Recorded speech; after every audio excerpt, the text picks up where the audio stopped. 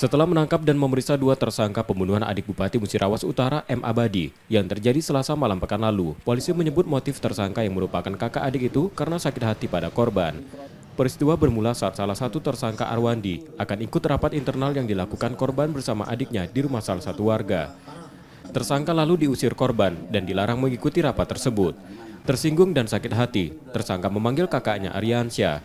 Lalu mereka membawa senjata tajam mendatangi korban dan langsung mengeroyok hingga korban meninggal dunia. Dalam peristiwa itu adik korban juga diserang dan mengalami luka serius. AR merasa sakit hati ya kepada korban karena diusir pada saat itu, dan juga pelaku kakaknya bernama ARS itu membantu adiknya.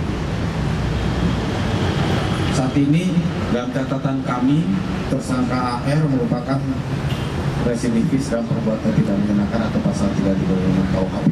Jadi bersangkutan pernah pidana untuk kasus 335. Kedua tersangka karena perbuatannya itu terancam hukuman mati. Peristiwa tersebut sempat membuat marah warga setempat yang kemudian membakar rumah tersangka. Reski Oktora, Kompas TV, Palembang, Sumatera Selatan.